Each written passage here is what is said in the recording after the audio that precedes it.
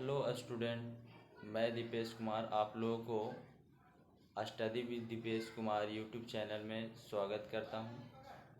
आज एक नए चैप्टर में शुरुआत करेंगे। क्लास 8 का chapter number 3 the rajas dream, यानी राजा का ड्रीम।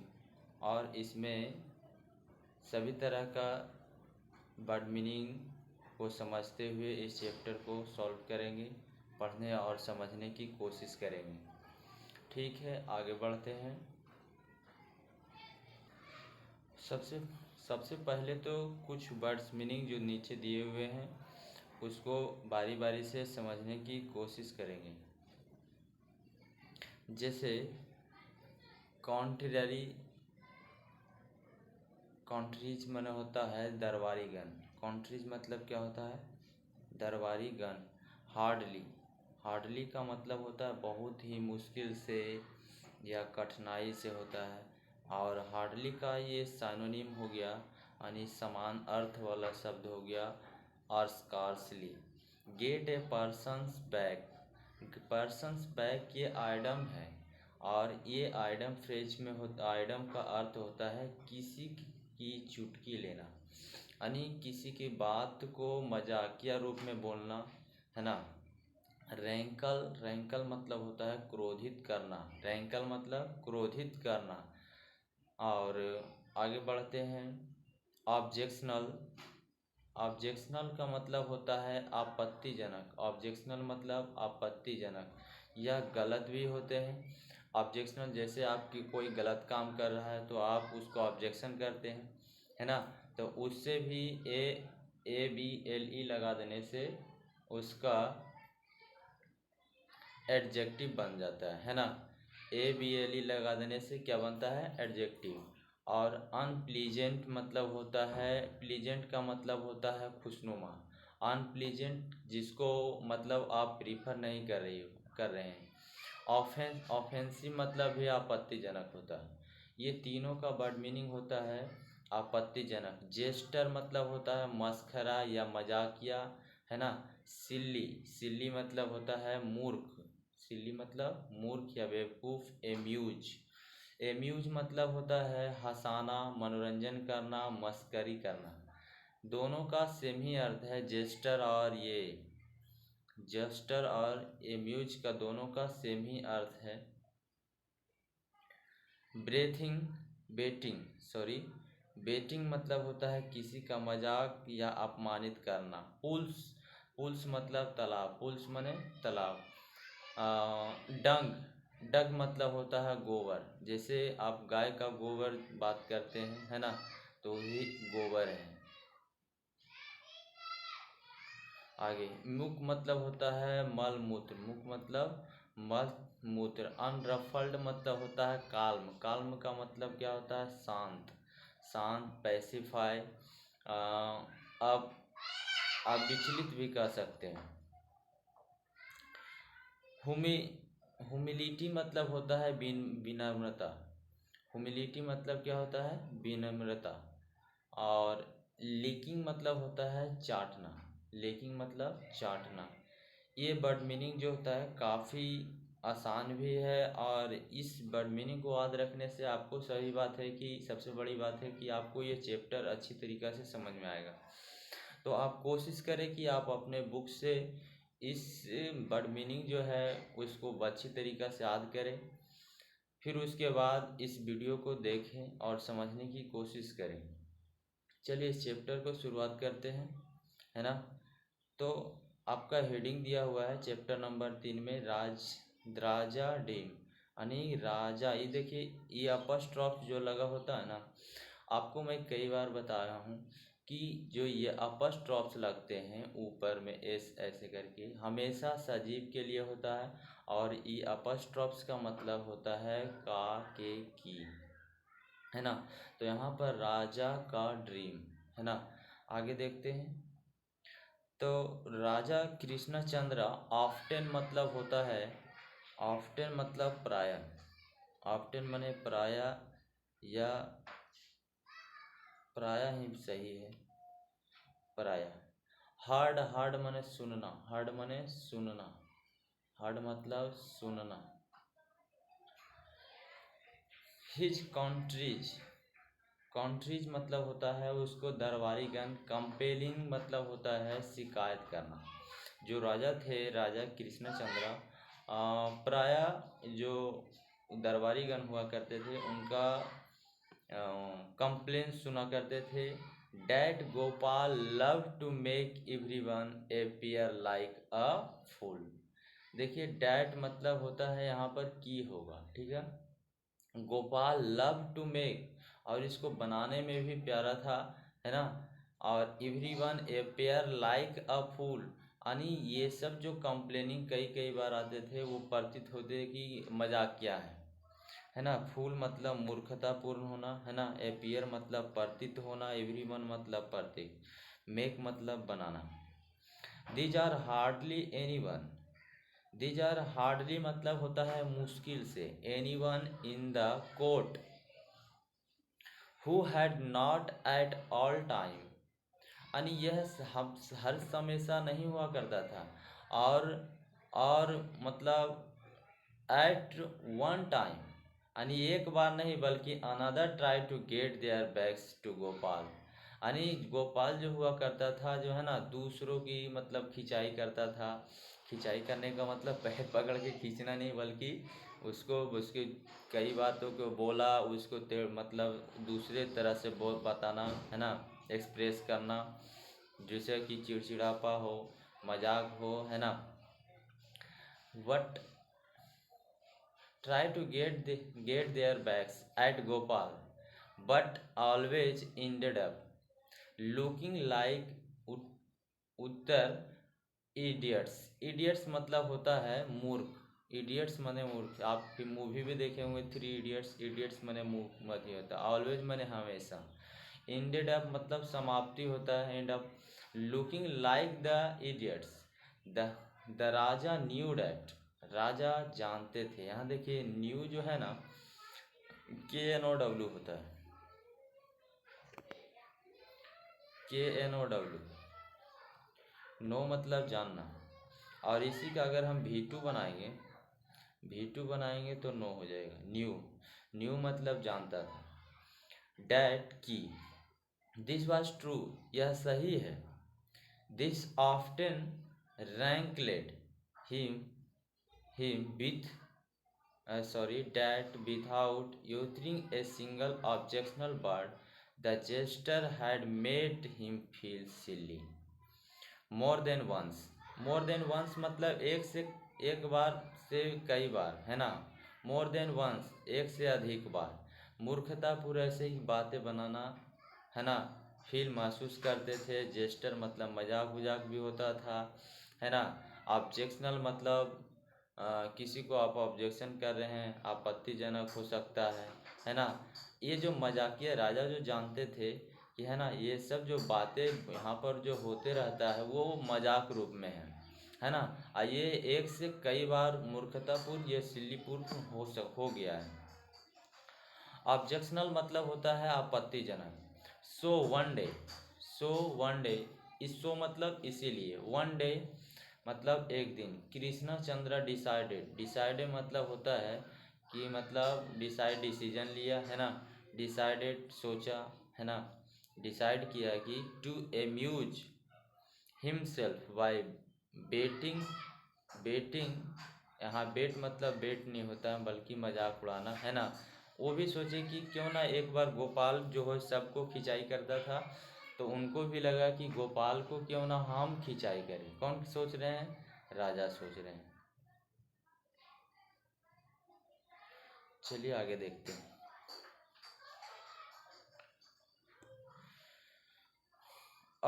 गोपाल, जैसे ये कोई शब्द नहीं है बल्कि मैंने बोलने से पहले कुछ ये जो होता है जो है एक्सप्लानेस सॉरी एक्सक्लामेटरी सेंटेंस, इस सेंटेंस में आते हैं। Gopal, I had a strange dream. Strange मतलब होता है विचित्र, स्ट्रेंज मतलब विचित्र होता है। ड्रीम माने सपना। राजा कहते हैं कि Gopal, I have had a strange dream, मेरे पास जो है ना मैं देखा हूँ, क्या देखा था, एक विचित्र सपना। Announced the raja next day, है ना। अनाउंस मतलब होता है घोषणा करना। The raja next day as soon as he saw Gopal in the court, और वो अगले दिन ही क्या किया, गोपाल को मतलब बुलाया, है ना, कहाँ, कोर्ट में। And every one fail silent, every and मतलब यहाँ और हो गया, और एवरी वन प्रत्येक, फेल मतलब यहाँ गिरना नहीं बल्कि शांत होना होगा। Fell silent in order to listen, है ना, order to listen the king dreams. यानी देखिए कभी भी ये हो सकता है, जैसे कि कोई राजा बैठा हुआ अपने ड्रीम के बारे में बता रहा है कि मैं कुछ ऐसा ड्रीम देखा हूँ, तो सभी साइलेंट रहेगा भाई कि राजा है, चलो क्या है, चलो इसका भी ड्रीम सुनते हैं। आगे देखते हैं। आई आई ड्रीम्ड गोपाल, है ना, मैं सपना देखा हूँ गोपाल, डैट की यू एंड आई, यू मतलब तुम, आई मतलब मैं, we are going for a walk, हम लोग घूमने के लिए गए हैं, है ना, है ना। And we reached a place, एक बहुत दूरी तक जाने के बाद हम लोग एक स्थान पर पहुँचे हैं। Where there the two pools, यानी वहाँ पर दो तालाब हैं। यहाँ पुल्स माने तालाब। One of the pools was pulled with kheer, एक पुल में जो है पूरा खीर से भरा हुआ है। एंड मेड ऑफ राइस, और वो राइस से बना हुआ है। थिक मिल्क यानी गाढ़ा मिल्क से बना हुआ है ना। एंड द अदर, हॉरिबली मतलब होता है भयभीत, या फिर मतलब बेढंगा भी बोल सकते हैं, मतलब अच्छा स्मेल नहीं आना, है ना। हॉरिबली, हॉरिबली स्मेल मतलब बढ़िया स्मेल नहीं होना। डग, डग मतलब होता है गोबर। एक जो तालाब है पूरा खीर से भरा हुआ है, सेकंड जो है पूरा डग से भरा हुआ है। सडनली, डग मतलब गोबर, ठीक है। सडनली मतलब अचानक। I felt into the milky pool, मैं अचानक जो है मिल्की पूल में एंट्री मैंने इंटू गया यानी उसमें घुस गया हूँ। And you into the rotten मक, मत मतलब, हाँ, रोटन मतलब होता है सड़ा हुआ, रोटन मतलब होता है सड़ा हुआ, रोटन मतलब सड़ा हुआ।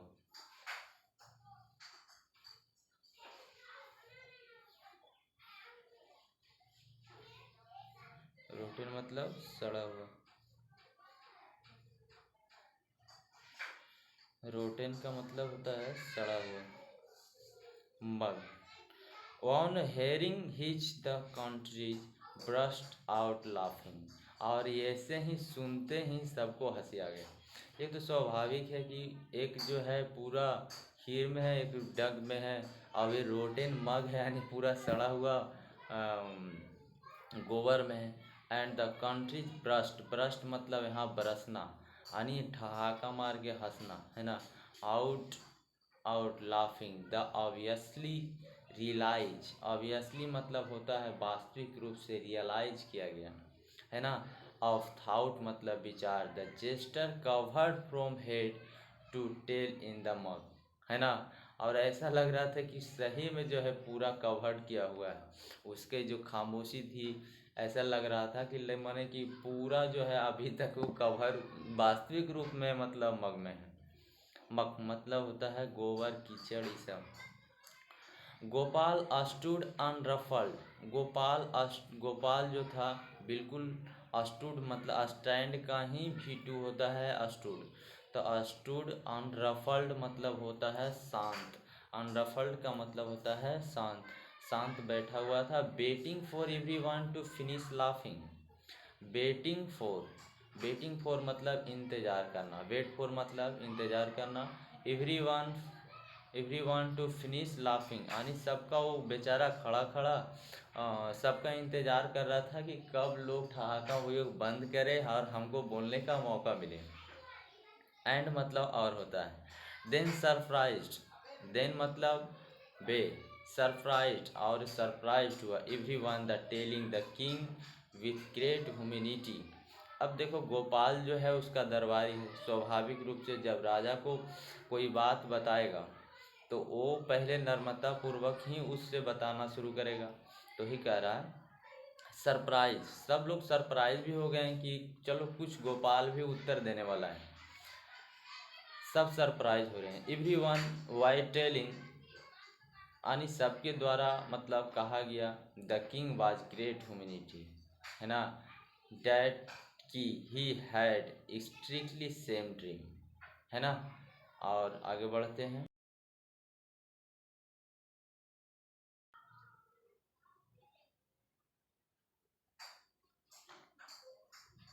ये देखिए किंग और ये गोपाल,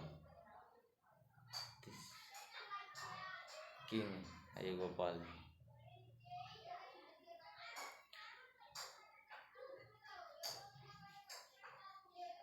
द किंग लुकेड, और किंग भी उसको देखना शुरू कर दिया। एंड लुकेड क्वेश्चन, यानी ऐसे देख रहा था, लगता है जैसे वो क्वेश्चन करने वाला है। एड गोपाल एंड आस्केड, और वो कहा कि गोपाल और आस्केड, और ये मतलब क्वेश्चन ली। आस्केड, आस्केड मैंने पूछा। You mean everything happen in your dream, आपका मानना है कि ये सब जो हो रहा है क्या सपना में हो रहा है, क्या सही में है ना, कि सपना में है। अब देखिए क्या हो रहा है। Everything happen in your dream just the way, है ना। जस्ट द वे मतलब होता है कि ये सब सपना में ही था। एंड हैपन इन माइंड, और मैं भी इसको माइंड में नहीं ले रहा हूँ, है ना। यस, अब गोपाल उत्तर दे रहा है। यस यस महाराज, रिप्लाइज गोपाल, गोपाल कहता है only your dream finishes yearly, only your dream, यह केवल आपका सपना फिनिश ईयरली, यानी आपका ड्रीम यहीं तक समाप्त हो गया था, लेकिन आगे क्या हुआ उसके बारे में थोड़ा भी सोच लीजिए। My dream continue a little longer, है ना। माई ड्रीम कंटिन्यू मतलब लगातार चलते रहा। कहता है कि मैं भी ऐसा ही सपना देखा हूँ, जहाँ आप छोड़ दिए हैं उसका आगे मैं देखा हूँ। बोलो क्या कहते हैं, क्या होगा वो आगे।